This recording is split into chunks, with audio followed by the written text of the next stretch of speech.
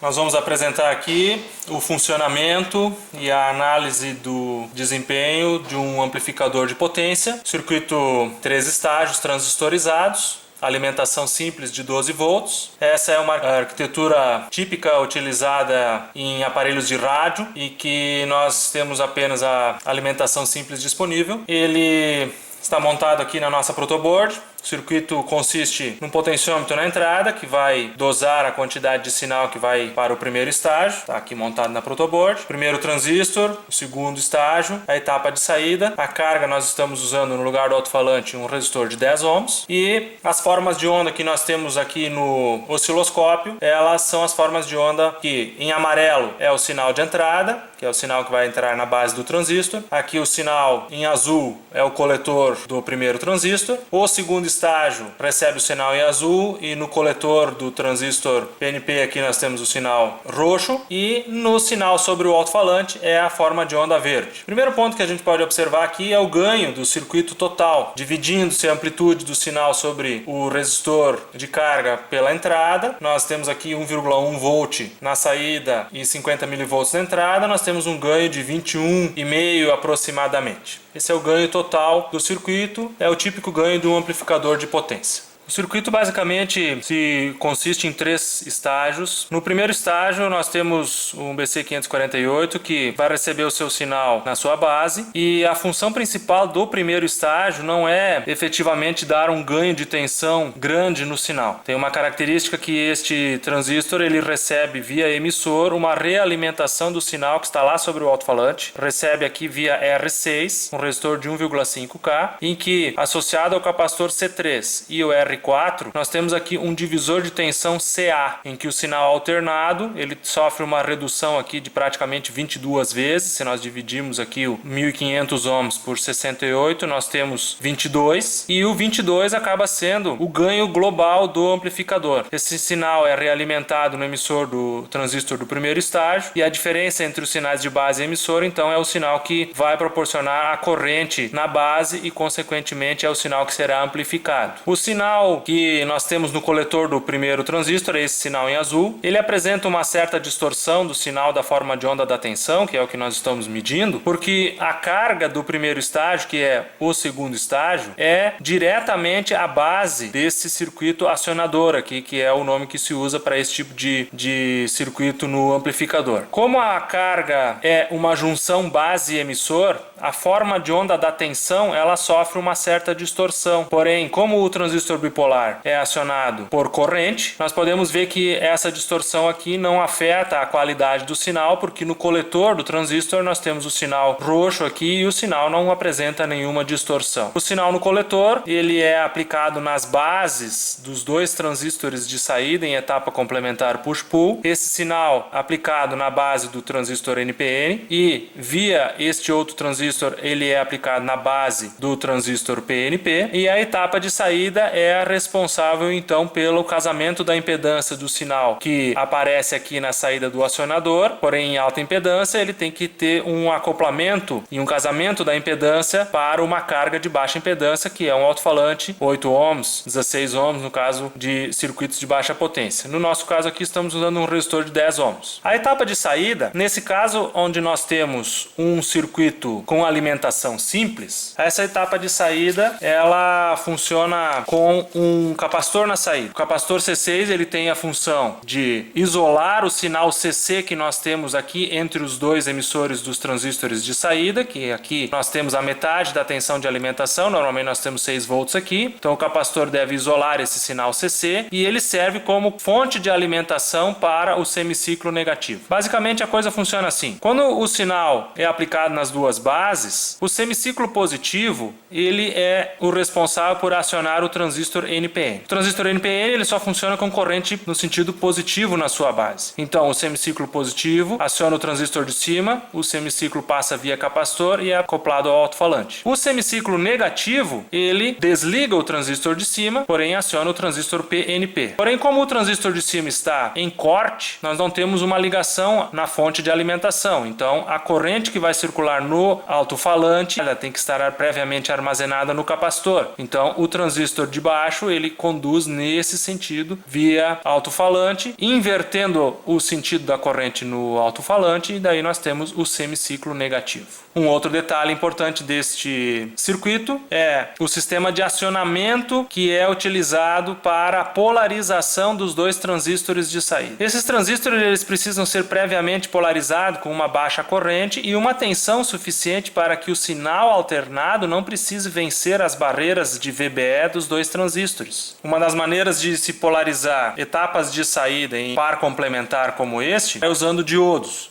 Os diodos têm a mesma queda do VBE do transistor, tanto o NPN como o PNP, porém a limitação da polarização com diodos é que nós não temos nenhum tipo de ajuste aqui que permita nós termos uma polarização ideal da etapa de saída. Então, portanto, se usa uma solução chamada multiplicador de VBE, que é utilizada no nosso circuito. O multiplicador de VBE, nós temos dois resistores polarizando a base de um transistor. A corrente que circula nesses dois resistores é a que chamamos aqui de IR, ela é dada por VBE, que está em paralelo com R1. A tensão VBB, que é a tensão entre coletor e emissor, que é a que está polarizando as duas bases aqui. VBB é dado por IR vezes R1 mais R2. Substituindo IR na expressão e isolando aqui os valores, nós temos que VBB é VBE vezes um valor. Esse valor é dado pela relação dos dois resistores, por isso que esse circuito se chama de multiplicador de VBE.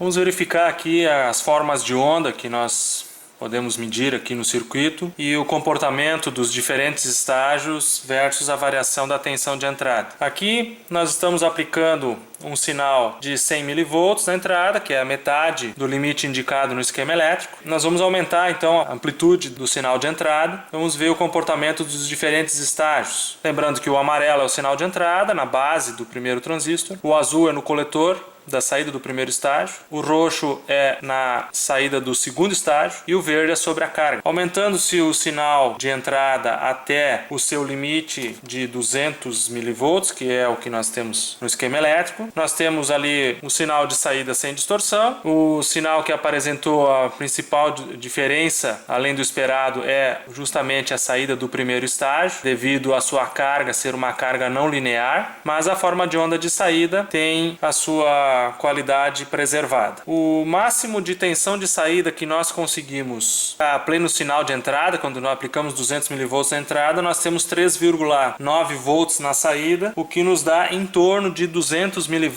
RMS sobre um resistor de 10 ohms, que fica então no limite de tensão que nós estamos aplicando. O limite máximo de tensão admitida nesse circuito será quando nós aumentarmos a tensão. Por exemplo, nós estamos aumentando aqui a tensão, já estamos em 220 mV na entrada, e aí nós já conseguimos ver uma leve distorção no semiciclo negativo. Então o nosso limite de tensão de entrada fica em torno de 210 mV na entrada, o que nos dá um sinal de 4 volts na saída sem distorção. Nós vamos demonstrar agora a resposta em frequência deste circuito. Nós temos uma tensão de saída de 3 volts sobre a carga, que é a forma de onda verde, sinal de entrada, e aí nós vamos varrer a faixa de frequência a partir de 1 kHz até 20 kHz para nós vermos a resposta em frequência. Se espera que o amplificador de áudio tenha uma resposta plana, ou seja, a amplitude do sinal de saída se mantenha estável em toda a faixa que nós queremos amplificar. Então agora, atuando no gerador de função, nós vamos aumentando a frequência passo a passo de 1 em 1 kHz. Estamos em 20 kHz. A amplitude do sinal de saída, que começou em 3 volts, ela terminou em 1,3 volts. Então, com esta estrutura, nós temos uma resposta em frequência bastante pobre para um amplificador de sinais de áudio. O responsável por esta limitação na frequência é o capacitor C4 no nosso esquema. Esse capacitor ele é chamado de capacitor de polo dominante do amplificador. Todo amplificador de áudio precisa de um capacitor que limite a sua resposta em frequência. No nosso caso aqui, nós podemos fazer uma melhoria em diminuirmos o capacitor, como nós faremos logo mais. Mas é importante que o amplificador não tenha uma capacidade de amplificação de sinais muito acima da faixa de áudio, justamente para que nós possamos filtrar ruídos e evitar oscilações indesejadas, principalmente do circuito que lida com maiores correntes, que é a etapa de par complementar. Para melhorar a resposta em frequência do nosso amplificador, nós diminuímos o valor do capacitor C4 para 100 picofarads. Nós vamos agora fazer a resposta em frequência, começando em 1 kHz, que é o sinal que nós temos na saída, em verde, e vamos até 20 kHz verificar a amplitude do sinal versus a variação da frequência. Em 20 kHz, o sinal que no início era 3 volts de pico a pico, caiu para 2,65 volts. E aí mostra que nós temos uma melhoria significativa da resposta em frequência do sinal e a qualidade da forma de onda está preservada neste caso também. Uma alternativa para nós conseguirmos uma potência maior sobre a carga neste circuito é a substituição dos transistores de saída por transistor Darlington. O transistor Darlington ele tem um beta muito maior do que os transistores comuns. São dois transistores conectados um após o outro, base e emissor. Então nós substituímos os transistores aqui, os BCs que nós temos originalmente nesse circuito, por dois transistores Darlington encapsulamento de BD675 NPN e BD676 PNP. Ao trocarmos os transistores de saída aqui, nós precisamos novamente ajustar o valor da polarização destes transistores. Temos que aumentar o valor da tensão que é aplicado nessas duas bases aqui ao mesmo tempo, para que os transistores tenham uma pequena corrente de condução e não haja distorção do sinal. O sinal que nós vemos no osciloscópio é o sinal sobre a carga com os transistores Darlington na nossa protoboard. O que nós podemos ver aqui é um certo dente dentro da forma de onda que mostra que a etapa de saída não foi devidamente polarizada ainda. Nós vamos atuar agora no potenciômetro a ponto de que essa forma de onda fique sem aquele defeito.